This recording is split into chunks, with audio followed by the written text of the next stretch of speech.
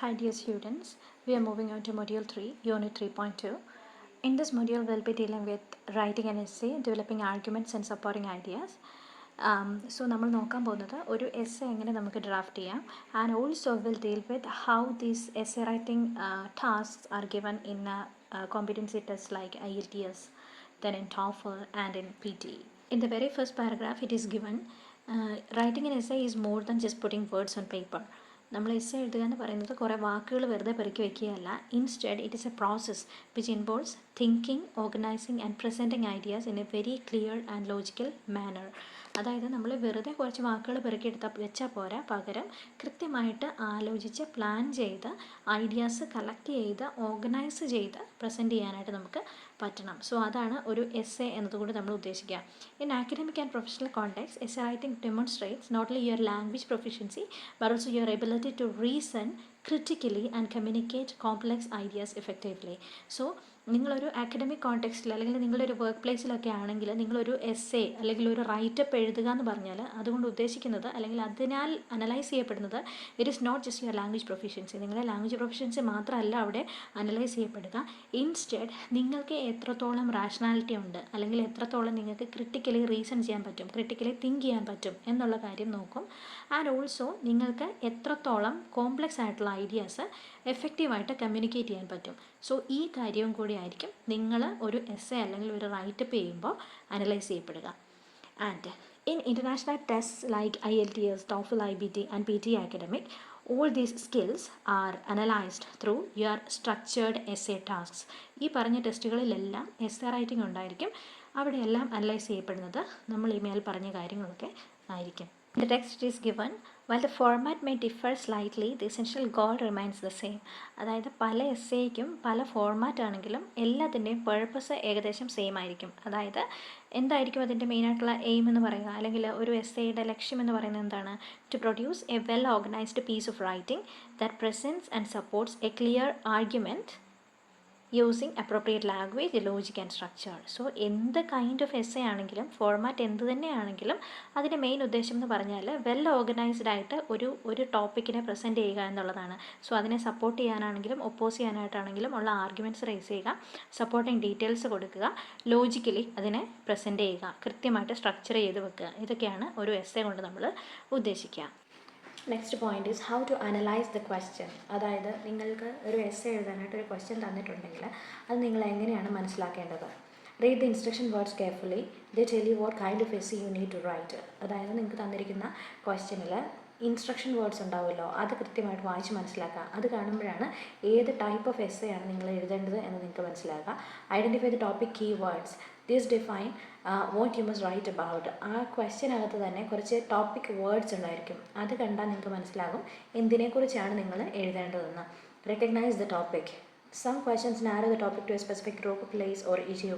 അത് ചിലപ്പോൾ ഒരു ടോപ്പിക് തന്നിട്ട് അത് ജനറൽ ഒരു ടോപ്പിക് ആണെങ്കിലും സ്പെസിഫിക് ആയിട്ട് ഏതെങ്കിലും ഒരു പർട്ടിക്കുലർ ഗ്രൂപ്പിനെ ബേസ് ചെയ്തിട്ട് ആ ടോപ്പിക്ക് ഡിസ്കസ് ചെയ്യാമെന്നായിരിക്കും നിങ്ങളോട് പറഞ്ഞിരിക്കുക. സോ ഈ കാര്യങ്ങൾ നോക്കിയാൽ ഏകദേശം ഏത് ടൈപ്പ് ഓഫ് എസ്സേ, ഏത് ഫോക്കസിൽ, ഏത് ഗ്രൂപ്പ് ഓഫ് ആൾക്കാരെക്കുറിച്ചാണ് എഴുതേണ്ടതെന്ന് നിങ്ങൾക്ക് മനസ്സിലാകും. Planning before writing. നമ്മളൊരു എസ്സേ എഴുതുന്നതിന് മുന്നേ പ്രീ പ്ലാനിങ് വേണം. Good essays are not written spontaneously, they are planned strategically. നമ്മൾ സ്പോണ്ടേനിയസ് ആയിട്ട് എഴുതുന്നത് ഒരിക്കലും ഒരു നല്ല എസ്സേ ആയിട്ട് വരില്ല. പ്രീ പ്ലാനിങ് വേണം and that should be planned strategically. ഒരു 3 to 4 minutes ഓഫ് ടൈം പ്ലാനിങ്ങിന് വേണ്ടിയിട്ട് സ്പെൻഡ് ചെയ്യുവാണെങ്കിൽ ഒരു നല്ല എസ്സേ നമുക്ക് ഡ്രാഫ്റ്റ് ചെയ്തെടുക്കാനായിട്ട് പറ്റും. ആ പ്ലാനിനകത്ത് നമ്മൾ ഇൻക്ലൂഡ് ചെയ്യേണ്ട കാര്യങ്ങളാണ് പറഞ്ഞിരിക്കുക. First one is a clear thesis statement. Thesis statement എന്ന് പറഞ്ഞാൽ നിങ്ങൾക്ക് ഒരു പർട്ടിക്കുലർ ടോപ്പിക്ക് തരുവാണെങ്കിൽ what is your stand or what is your position on that topic, അതാണ്. അല്ലെങ്കിൽ മൊത്തത്തിൽ നിങ്ങൾ ആ എസ്സേയിൽ എന്താണ് പറയാൻ പോകുന്നത് അതൊരൊറ്റ സെൻറ്റൻസിൽ പറയുന്നതിനാണ് നമ്മൾ തീസിസ് സ്റ്റേറ്റ്മെൻറ്റ് എന്ന് പറയുക. Next is 2 or 3 main ideas. നമ്മൾ പറയുന്ന എസ്സേയിൽ 2, 3 അല്ലെങ്കിൽ ഒരു 4, 5 മെയിൻ ഐഡിയാസ് ഒക്കെയാണ് നമ്മൾ ഉദ്ദേശിക്കുക. Each will form 1 body paragraph. ഈ പറഞ്ഞിരിക്കുന്ന ഓരോ മെയിൻ ഐഡിയയും ഓരോ പാരഗ്രാഫായിട്ട് വേണം നമ്മൾ എഴുതാൻ. അതായത് ആ ഐഡിയ ഒരു ഒറ്റ സെൻറ്റൻസിൽ ടോപ്പിക് സെൻറ്റൻസ് ആയിട്ട് കൊടുക്കുക. അതിനുശേഷം അതിനെ സപ്പോർട്ട് ചെയ്യുന്ന എവിഡൻസ് എന്തെങ്കിലും ഉണ്ടെങ്കിൽ അല്ലെങ്കിൽ എന്തെങ്കിലും എക്സ്പ്ലനേഷൻ അല്ലെങ്കിൽ എക്സാമ്പിൾസ് ഉണ്ടെങ്കിൽ അത് ആ പർട്ടിക്കുലർ പാരഗ്രാഫിൽ കൊടുക്കുക. അങ്ങനെയാണ് നമ്മൾ പോകുന്നത്. നമ്മൾ നേരത്തെ പാരഗ്രാഫ് റൈറ്റിങ്ങിനെ കുറിച്ച് പറഞ്ഞായിരുന്നു ഒരു ടോപ്പിക് സെൻറ്റൻസ്, പിന്നെ സപ്പോർട്ടിങ് ഐഡിയാസ് അല്ലെങ്കിൽ എവിഡൻസസ്, എക്സാമ്പിൾസ്, അത്രയുമാണ് ഒരു പാരഗ്രാഫിൽ വേണ്ടത്. ഒരു പാരഗ്രാഫിൽ ഒരു മെയിൻ ഐഡിയ ആണ് നമ്മൾ മെയിനായിട്ട് ഡിസ്കസ് ചെയ്യുക. Third point is examples or evidence, real or hypothetical but always relevant. അത് നമ്മൾ പറഞ്ഞല്ലോ, ഒരു പാരഗ്രാഫിലെ മെയിൻ ഐഡിയയെ സപ്പോർട്ട് ചെയ്യുന്ന രീതിയിലുള്ള എക്സാമ്പിൾസും എവിഡൻസസും കൊടുക്കേണ്ടതായിട്ടുണ്ട്.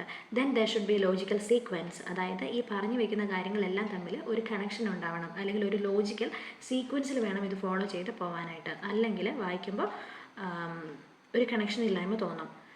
തൊട്ട് താഴെ നിങ്ങൾക്ക് ഒരു എക്സാമ്പിൾ കൊടുത്തിട്ടുണ്ട് ഒരു എസ്സേയുടെ. ക്വസ്റ്റ്യൻ തന്നിരിക്കുന്നത് നോക്കുക. Many people believe that public transport should be free for all citizens. To what extent do you agree or disagree എന്നാണ് ചോദിച്ചിരിക്കുക. അതിൻ്റെ തീസിസ് സ്റ്റേറ്റ്മെൻ്റ് ആയിട്ട് തന്നിരിക്കുന്നത് partly agree, should be free for low income citizens but not for everyone. പിന്നെ body paragraph 1 and 2 and finally conclusion. Now let us discuss about the structure of an essay. എസ്സേയുടെ structure എന്ന് പറയുന്നത്, as you know, there should be an introduction, a body and a conclusion. ഇൻട്രൊഡക്ഷനിൽ നിങ്ങൾ കൊടുക്കേണ്ടത് you have to provide background information on the topic. Then you have to rephrase or paraphrase the question. അതായത് ക്വസ്റ്റ്യനിൽ എന്താണ് നിങ്ങൾ ചെയ്യേണ്ടതെന്ന് കൃത്യമായിട്ട് പറഞ്ഞിട്ടുണ്ടാവും. അത് തന്നെ നിങ്ങൾക്ക് റീസ്റ്റേറ്റ് ചെയ്യാവുന്നതാണ് ഇൻ യുവർ എസ്സേ. പക്ഷേ അത് അതുപോലെ തന്നെ എഴുതാനായിട്ട് പാടില്ല. Instead you can rephrase or paraphrase it. നിങ്ങളുടേതായിട്ടുള്ള വേർഡ്സിൽ കൺവേർട്ട് ചെയ്തിട്ട് നിങ്ങൾക്ക് ആ ക്വസ്റ്റ്യനിൽ പറയുന്ന കാര്യങ്ങൾ അതുപോലെ തന്നെ സ്റ്റേറ്റ് ചെയ്യാവുന്നതാണ്. Next one is present your thesis statement. നമ്മൾ ഓൾറെഡി പറഞ്ഞു, തീസസ് സ്റ്റേറ്റ്മെൻറ്റ് എന്ന് പറഞ്ഞാൽ ഒരു പർട്ടിക്കുലർ ടോപ്പിക്ക് തന്നിട്ടുണ്ടെങ്കിൽ what is your stand on it or what is your position on it. ഒരു കോൺട്രവേഴ്ഷ്യൽ ടോപ്പിക് ആണെങ്കിൽ നിങ്ങൾ അതിനെ സപ്പോർട്ട് ചെയ്യുകയാണോ അതോ ഒപ്പോസ് ചെയ്യുകയാണോ അതോ നിങ്ങൾ എന്താണ് പറഞ്ഞു വയ്ക്കാൻ പോകുന്നത്, അതാണ് നമ്മൾ തീസസ് സ്റ്റേറ്റ്മെൻറ്റ് കൊണ്ട് ഉദ്ദേശിക്കുക. So this is about the structure of an essay. ഒരു എക്സാമ്പിൾ തൊട്ട് താഴെ കൊടുത്തിട്ടുണ്ട്, you can just go through it. Next point is the body paragraphs. Body paragraphs എന്ന് പറയുന്നതാണ് നമ്മളുടെ എസ്സേയുടെ ഒരു കോർ പാർട്ട് എന്ന് പറയുന്നത്, അല്ലെങ്കിൽ അതിൻ്റെ സെൻട്രൽ പാർട്ട് എന്ന് പറയുന്നത് തന്നെ, സിഗ്നിഫിക്കൻറ്റ് പാർട്ട് എന്ന് പറയുന്നത് തന്നെ നമ്മുടെ ബോഡി പാരഗ്രാഫ്സ് ആണ്. So the body paragraphs, each of the paragraph should explain only one main idea. അത് മെയിനായിട്ട് ഓർത്തിരിക്കുക. ഒരു പാരഗ്രാഫിൽ ഒരു മെയിൻ ഐഡിയയും അതിൻ്റെ സപ്പോർട്ടിംഗ് ഡീറ്റെയിൽസുമാണ് നമ്മൾ കൊടുക്കേണ്ടത്. So each paragraph should discuss one main idea that supports your thesis. To maintain a logical development use the PEEL structure. അത് നമ്മൾ ഓൾറെഡി ഈ പീൽ സ്ട്രക്ചർ മെൻഷൻ ചെയ്തതാണ് in page number 40. IELTS speaking ടെസ്റ്റിൻ്റെ part 3 നമുക്ക് use ചെയ്യാൻ പറ്റുന്ന ഒരു മെത്തേഡാണെന്ന് പറഞ്ഞിട്ട് ഓൾറെഡി നമ്മൾ പീൽ സ്ട്രക്ചർ പറഞ്ഞതായിരുന്നു. സോ നിങ്ങളുടെ ബോഡി പാരഗ്രാഫ്സ് ഡെവലപ്പ് ചെയ്യാനും നിങ്ങൾക്ക് പീൽ സ്ട്രക്ചർ യൂസ് ചെയ്യാവുന്നതാണ്. That is, you have to point what the main idea is, you have to explain what the idea is, then you have to give examples, and finally you have to link, that is connect back to the main idea. So ഇവിടെ point കൊടുത്തിട്ടുള്ളത് PEEL, that is point, explain, example and link. Description കൊടുത്തിരിക്കുന്നത് നോക്കുക. Point എന്നുകൊണ്ട് നമ്മൾ ഉദ്ദേശിക്കുന്നത് state the main idea clearly. Main idea എന്താണെന്ന് കൃത്യമായിട്ട് പറയുക. എക്സ്പ്ലെയിൻ എന്നുള്ളത് elaborate on why or how this is true. നമ്മൾ എന്താണോ പറയുന്നത് അതിന് നമ്മൾ ജസ്റ്റ് എക്സ്പ്ലെയിൻ ചെയ്ത് കൊടുക്കുക. Next one is example, that is provide an illustration or evidence. അതറിയാമല്ലോ, ഒരു എക്സാമ്പിൾ പ്രൊവൈഡ് ചെയ്യുക. And finally link, connect back to the main question. അതായത് മെയിൻ ഐഡിയ, സെൻട്രൽ ഐഡിയ എന്താണോ അതിലേക്ക് ഒരു കണക്ഷൻ കൊടുക്കുക. So that is link. So ഇത്രയും കാര്യം പ്രോപ്പറായിട്ട് ചെയ്താൽ നമ്മുടെ ബോഡി പാരഗ്രാഫ് കുറച്ച് ബെറ്റർ ആയിരിക്കും. Then last point is guidelines for strong paragraphs. നമ്മുടെ പാരഗ്രാഫ്സ് സ്ട്രോങ് ആയിട്ടിരിക്കാൻ, അല്ലെങ്കിൽ നന്നായിട്ട് ക്രാഫ്റ്റ് ചെയ്യപ്പെടാനായിട്ട് നമ്മൾ ഫോളോ ചെയ്യേണ്ട കാര്യങ്ങൾ എന്തൊക്കെയാണ്. First point is begin with a topic sentence. Already നമ്മൾ പറഞ്ഞതാണ് ടോപ്പിക് സെൻറ്റൻസ് എന്ന് പറയുന്നത് ഒരു പാരഗ്രാഫിലെ മെയിൻ ഐഡിയ സ്റ്റേറ്റ് ചെയ്യുന്ന സെൻറ്റൻസ് ആണ്. സോ ഓരോ ബോഡി പാരഗ്രാഫ്സും ഒരു ടോപ്പിക് സെൻറ്റൻസ് വെച്ചിട്ട് സ്റ്റാർട്ട് ചെയ്യാനായിട്ട് ശ്രമിക്കുക.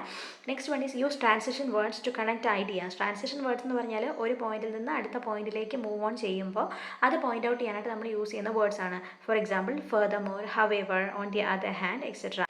ഈ ട്രാൻസിഷൻ വേർഡ്സ് എന്ന് പറയുന്നത് തന്നെയാണ് നമ്മൾ already page number 81 linking words എന്ന് പറഞ്ഞത്. അതൊന്ന് ഓർത്തിരിക്കാനായിട്ട് ശ്രമിക്കുക. Next point is avoid writing overly long paragraphs. That is 8 to 10 sentences are sufficient. ഭയങ്കര ലെങ്തി ആയിട്ടുള്ള പാരഗ്രാഫ്സ് അവോയ്ഡ് ചെയ്യുക. 8 തൊട്ട് 10 സെൻറ്റൻസസ് വരെയാണ് നമ്മൾ ഐഡിയലായിട്ട് കൺസിഡർ ചെയ്യുക. And with a sentence that links back to your argument or introduces the next idea. നമ്മൾ ഒരു പാരഗ്രാഫ് കൺക്ലൂഡ് ചെയ്യുമ്പോൾ ആ പാരഗ്രാഫിൽ നമ്മൾ പറഞ്ഞ മെയിൻ ഐഡിയ എന്താണെന്ന് ഒന്നുകൂടെ സ്റ്റേറ്റ് ചെയ്തിട്ട് നമുക്ക് വേണമെങ്കിൽ എൻഡ് ചെയ്യാം. അല്ലെങ്കിൽ അടുത്ത പാരഗ്രാഫിലേക്ക് ഒരു കണക്ഷൻ ഇട്ടുകൊണ്ട് വേണമെങ്കിൽ എൻഡ് ചെയ്യാം. And finally the conclusion of your essay.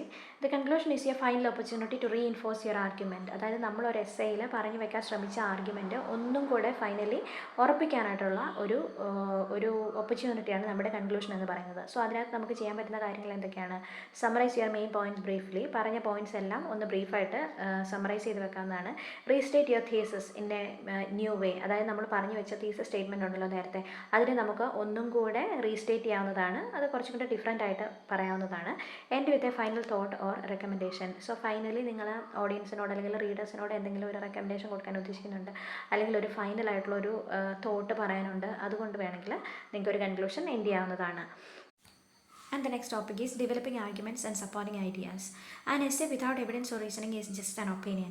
അതായത് നിങ്ങളുടെ എസ്സേയിൽ ജസ്റ്റ് നിങ്ങൾ പറയേണ്ട കാര്യം എന്താണെന്ന് പറഞ്ഞു വെച്ചിട്ട് പ്രത്യേകിച്ച് സപ്പോർട്ടിംഗ് ഡീറ്റെയിൽസോ അല്ലെങ്കിൽ നിങ്ങൾ ലോജിക്കലായിട്ടുള്ള എവിഡൻസസോ ഒന്നും കൊടുത്തിട്ടില്ലെങ്കിൽ that is just an opinion. പക്ഷേ നിങ്ങളുടെ എസ്സേയെ പെർഫെക്റ്റ് ആക്കണം എന്നുണ്ടെങ്കിൽ നിങ്ങളുടെ ആർഗ്യുമെൻറ്റിൻ്റെ കൂടെ സപ്പോർട്ടിംഗ് എവിഡൻസസ് അല്ലെങ്കിൽ ലോജിക്കലായിട്ടുള്ള എക്സാമ്പിൾസ് ഒക്കെ നിങ്ങൾ പ്രൊവൈഡ് ചെയ്യുന്നുണ്ടെങ്കിൽ that will be perfect. To make your essay convincing each idea must be supported by facts, logic or examples. നിങ്ങൾക്ക് പ്രൊവൈഡ് ചെയ്യാൻ പറ്റുന്ന എവിഡൻസസ് എന്തൊക്കെയാണെന്ന് നോക്കാം. Effective support can include first point statistical evidence. അതായത് നിങ്ങൾക്ക് കണക്കുകൾ നിരത്തിയിട്ട് നിങ്ങളുടെ എസ്സേയിലെ പോയിന്റിന് നിങ്ങൾക്ക് സപ്പോർട്ട് ചെയ്യാവുന്നതാണ്. റിയൽ വേൾഡ് എക്സാമ്പിൾസ്, അതായത് റിയൽ വേൾഡിൽ നിന്നുള്ള എക്സാമ്പിൾസ് ലൈക്ക് ഏതെങ്കിലും കൺട്രീസിനെയൊക്കെ മെൻഷൻ ചെയ്ത് അല്ലെങ്കിൽ ഏതെങ്കിലും റിയൽ ലൈഫ് ഇൻസിഡൻസ് വെച്ചിട്ട് പറയാൻ പറ്റുന്നുണ്ടെങ്കിൽ അത് നിങ്ങൾക്ക് കൊടുക്കാവുന്നതാണ്. പേഴ്സണൽ എക്സ്പീരിയൻസ്, അത് നിങ്ങളുടെ ലൈഫിൽ നിന്ന് എന്തെങ്കിലും എക്സ്പീരിയൻസ് നിങ്ങൾക്ക് കൊടുക്കാൻ പറ്റുമെങ്കിൽ അത് വെച്ചിട്ട് നിങ്ങൾക്ക് സപ്പോർട്ട് ചെയ്യാം. പേഴ്സണൽ എക്സ്പീരിയൻസസ് ഒക്കെ പൊതുവെ നമ്മൾ ടോഫിളിലൊക്കെയാണ് യൂസ് ചെയ്യുക. പിന്നെ ലോജിക്കൽ റീസണിങ്, അതായത് നിങ്ങൾ പറഞ്ഞു വെക്കുന്ന സംഭവങ്ങൾ എന്തെങ്കിലും ഒരു കൃത്യമായിട്ടുള്ള റാഷണാലിറ്റിയെ അല്ലെങ്കിൽ ലോജിക്കൽ റീസണിങ്ങിനെ ബേസ് ചെയ്തായിരിക്കും ആണ് കൊടുത്തിരിക്കുന്നതെങ്കിൽ that also will be fine. Last point നോക്കുക. Avoid vague statement such as many people think or it is good. അങ്ങനെ പറഞ്ഞാൽ അത് വെറുതെ നമ്മളുടെ ഒരു തോട്ടാണ്, അതായത് അത് ക്ലിയർ ആയിട്ടുള്ള ഒരു എവിഡൻസ് അല്ല. ആൾക്കാരിങ്ങനെ വിചാരിക്കുന്നു എന്നൊക്കെ പറയുന്നത് വളരെ ജനറലായിട്ട് നമ്മൾ ചുമ്മാ പറഞ്ഞു വയ്ക്കുന്ന കാര്യമാണ്. അത് നമ്മൾ യൂസ് ചെയ്യാനായിട്ട് പാടില്ല. അതായത് വേഗ് സ്റ്റേറ്റ്മെൻറ്റ് അല്ലെങ്കിൽ അൺക്ലിയർ ആയിട്ടുള്ള സ്റ്റേറ്റ്മെൻറ്റ്സ് യൂസ് ചെയ്യാനായിട്ട് പാടില്ല. And the last point is cohesion and coherence. Cohesion refers to how sentences and ideas are linked together. Cohesion എന്ന് പറഞ്ഞാൽ നമ്മൾ എഴുതി വെച്ചിരിക്കുന്ന സെൻറ്റൻസസും ഐഡിയാസും എങ്ങനെയാണ് നമ്മൾ പരസ്പരം ബന്ധിപ്പിച്ച് വെച്ചിരിക്കുന്നത്, അത് തമ്മിൽ ഒരു കണക്ഷൻ ഉണ്ടോ, ഒരു ലോജിക്കൽ കണക്ഷൻ ഉണ്ടോ, അതാണ് നമ്മൾ കൊഹിഷൻ എന്നതുകൊണ്ട് ഉദ്ദേശിക്കുക. Next one is coherence. Coherence എന്ന് പറഞ്ഞാൽ നമ്മൾ ഒരു ഓവറോൾ അണ്ടർസ്റ്റാൻഡിങ് എന്ന മീനിങ്ങിലാണ് നമ്മൾ കൊഹിറൻസ് എന്നുള്ളത് യൂസ് ചെയ്യുക. Coherence means the overall logical flow of your essay. So വായിക്കുമ്പം അത് നാച്ചുറലി ഫ്ലോ ചെയ്ത് അടുത്ത പോയിന്റിലേക്ക് മൂവ് ചെയ്യുന്നുണ്ടോ എന്നുള്ളതാണ് നമ്മൾ കൊഹിറൻസ് എന്നതുകൊണ്ട് ഉദ്ദേശിക്കുക. അതായത് നമ്മൾ എഴുതി വെക്കുന്ന സെൻറ്റൻസസും ഐഡിയാസും തമ്മിൽ ഒരു കണക്ഷൻ ഉണ്ടായിരിക്കണം. ആൻഡ് ഓൾസോ അത് വായിക്കുമ്പോൾ ആ റീഡേഴ്സിന് കൃത്യമായിട്ട് ഒരു അണ്ടർസ്റ്റാൻഡിങ് ഇതിനെക്കുറിച്ച് കിട്ടണം. Useful linking words are listed there. അത് നിങ്ങൾക്ക് എസ്സേക്കകത്ത് യൂസ് ചെയ്യാവുന്നതാണ്. ഈ സെയിം തിങ് തന്നെയാണ് നമ്മൾ പേജ് നമ്പർ 81 മെൻഷൻ ചെയ്ത് പോയത്. ആൻഡ് റിമെമ്പർ, ലിങ്കിങ് വേർഡ്സ് തന്നെയാണ് ട്രാൻസിഷൻ വേർഡ്സ് എന്നതുകൊണ്ട് ഉദ്ദേശിക്കുക. അപ്പോൾ എക്സാമിന് ലിങ്കിങ് വേർഡ്സ് എന്ന് ചോദിച്ചാലും ട്രാൻസിഷൻ വേർഡ്സ് എന്ന് ചോദിച്ചാലും ഇത് തന്നെയാണ് എഴുതേണ്ടത്. ഓർത്തിരുന്നോണം. ഫംഗ്ഷൻസ് അവിടെ ലിസ്റ്റ് ഔട്ട് ചെയ്തിട്ടുണ്ട്. അഡീഷൻ കാണിക്കാൻ അല്ലെങ്കിൽ contrast, cause or effect, examples, summary, അതിനൊക്കെ വേണ്ടിയിട്ട് നമ്മൾ യൂസ് ചെയ്യുന്ന വേർഡ്സ് ഏതൊക്കെയാണെന്നാണ് അവിടെ ലിസ്റ്റ് ഔട്ട് ചെയ്തിരിക്കുക. അതൊക്കെ കൃത്യമായിട്ട് വായിച്ച് പഠിച്ചു വയ്ക്കുക. Next point is academic style and vocabulary. Academic writing requires formal, precise and objective language. അതായത് നമ്മൾ ഒരു എസ്സേക്കകത്ത്, അതായത് ഒരു അക്കാഡമിക് പർപ്പസിന് വേണ്ടി എഴുതുന്ന ഒരു എസ്സേക്കകത്ത് നമ്മൾ ഫോർമലായിട്ടുള്ള ലാംഗ്വേജാണ് യൂസ് ചെയ്യുക. അതിനകത്ത് അവോയ്ഡ് കോൺട്രാക്ഷൻസ്, അതായത് നമ്മൾ കോൺട്രാക്റ്റഡ് ഫോംസ് യൂസ് ചെയ്യില്ലേ, ഡോണ്ട്, കാണ്ട് എന്നൊക്കെ പറയുന്നത്, അതൊക്കെ നമ്മൾ അവോയ്ഡ് ചെയ്യാനായിട്ട് ശ്രമിക്കുക. അതായത് ക്യാൻ നോട്ട് അല്ലെങ്കിൽ ഡു നോട്ട് എന്ന് തന്നെ യൂസ് ചെയ്യുന്നതാണ് നല്ലത്. കൊളോക്കിയൽ ഫ്രേസസ് യൂസ് ചെയ്യാതിരിക്കാനായിട്ട് ശ്രമിക്കുക. അതായത് നമ്മൾ സ്ലാങ്സ് ഒക്കെ പോലെ യൂസ് ചെയ്തില്ലേ, അല്ലെങ്കിൽ റീജിയണൽ ആയിട്ടുള്ള വേർഡ്സ് ഒക്കെ യൂസ് ചെയ്തില്ലേ, അത് നമ്മൾ അവോയ്ഡ് ചെയ്യുക. A lot of, really good, അങ്ങനെയൊക്കെ പറയുന്നത് അവോയ്ഡ് ചെയ്യുക. Personal pronouns I think, you know, അതും അവോയ്ഡ് ചെയ്യുക. അതായത് നിങ്ങൾ എക്സാമിന് എഴുതുമ്പോൾ ശ്രദ്ധിക്കേണ്ട കാര്യമാണ്. ആസ് ഐ മെൻഷൻഡ് എബവ്, അങ്ങനെയൊക്കെ നമ്മൾ യൂസ് ചെയ്യാനായിട്ട് പാടില്ല. അതായത് എക്സാമിന് ആൻസർ ചെയ്യുമ്പോഴും അല്ലെങ്കിൽ നമ്മൾ അക്കാഡമിക് പർപ്പസിന് വേണ്ടി എഴുതുമ്പോഴും your work or your writing should be objective, സബ്ജക്റ്റീവായിട്ട് യൂസ് ചെയ്യാനായിട്ട് അല്ലെങ്കിൽ സബ്ജക്റ്റീവായിട്ടുള്ള വേർഡ്സ് യൂസ് ചെയ്യാനായിട്ട് പാടില്ല.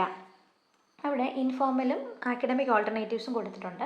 അതായത് ഇൻഫോർമലായിട്ട് നമ്മൾ യൂസ് ചെയ്യുന്നത് എ ലോട്ട് ഓഫ് പീപ്പിൾ എന്ന് യൂസ് ചെയ്യാറുണ്ട്. അതിന് പകരം നമ്മൾ അക്കാഡമിക് പർപ്പസിന് വേണ്ടിയിട്ട് എഴുതുമ്പോൾ it can be replace with many individuals or A significant number of people. So like that good അല്ലെങ്കിൽ ബാഡ് എന്നുള്ളതിന് പകരം ബെനിഫിഷ്യൽ, ഡെട്രിമെൻ്റൽ എന്ന് യൂസ് ചെയ്യാം. ഗെറ്റ് ബെറ്റർ എന്നുള്ളതിന് പകരം ഇംപ്രൂവ് അല്ലെങ്കിൽ enhance. Kids, instead of that you can use children. people think, അങ്ങനെ പറയുന്നതിന് പകരം it is widely believed that. So അങ്ങനെ യൂസ് ചെയ്താൽ നമ്മളുടെ എസ്സേയുടെ ഒരു നേച്ചർ തന്നെ മാറുന്നതായിട്ട് നിങ്ങൾക്ക് കാണാനായിട്ട് പറ്റും. Common mistakes to avoid. നിങ്ങൾ എസ്സേ ഡ്രാഫ്റ്റ് ചെയ്യുന്ന സമയത്ത് ചെയ്യരുതാത്ത കാര്യങ്ങൾ എന്തൊക്കെയാണ്? First one is ignoring the task. അതായത് നിങ്ങളുടെ ക്വസ്റ്റ്യനിൽ മെൻഷൻ ചെയ്തിരിക്കുന്ന ടാസ്കുകൾ എന്തൊക്കെയാണോ അതെല്ലാം നിങ്ങളുടെ എസ്സേയിൽ അഡ്രസ്സ് ചെയ്തിരിക്കണം. അതായത് ഒരു പാർട്ട് പോലും മിസ് ഔട്ട് ചെയ്യാനായിട്ട് പാടില്ല.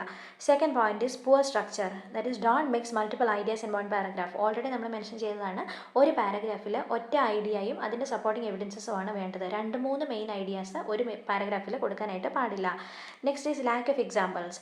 എക്സാമ്പിൾസ് ഉറപ്പായിട്ട് നമ്മൾ പ്രൊവൈഡ് ചെയ്യേണ്ടതാണ്. നമ്മൾ പറഞ്ഞല്ലോ, നമ്മളൊരു ഐഡിയ പറഞ്ഞു വെക്കുക മാത്രമാണ് ചെയ്യുന്നതെങ്കിൽ that is just an opinion. അതിന് പകരം അതിനെ എവിഡൻസും എക്സാമ്പിൾസും കൊണ്ട് സപ്പോർട്ട് ചെയ്യുവാണെങ്കിൽ that becomes a perfect essay.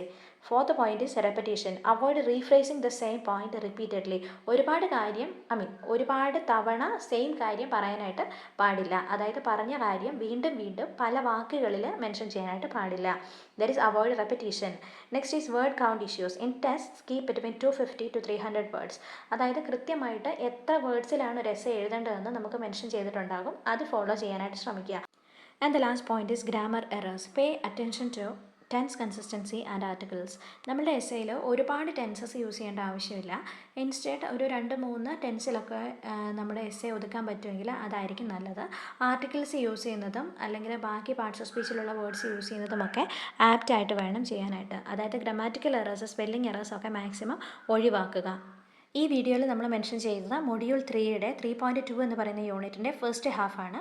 അവിടെ നമ്മൾ പറഞ്ഞു വയ്ക്കാനായിട്ട് ശ്രമിച്ചത് എസ്സേ ഡ്രാഫ്റ്റ് ചെയ്യുമ്പോൾ ശ്രദ്ധിക്കേണ്ട കാര്യങ്ങൾ എന്തൊക്കെയാണ് എന്നുള്ളതാണ്. അടുത്ത വീഡിയോയിൽ നമ്മൾ ഈ എസ്സേ റൈറ്റിംഗ് ടാസ്ക് പല ടെസ്റ്റുകളിൽ വരുമ്പോൾ എന്തൊക്കെ കാര്യങ്ങളാണ് നമ്മൾ ചെയ്യേണ്ടത് എന്നുള്ളതാണ്. സോ ഇത്രയും നമ്മൾ പറഞ്ഞ കാര്യങ്ങളെല്ലാം കൃത്യമായിട്ട് വായിച്ച് മനസ്സിലാക്കി പഠിക്കാനായിട്ട് ശ്രമിക്കുക. Thank you.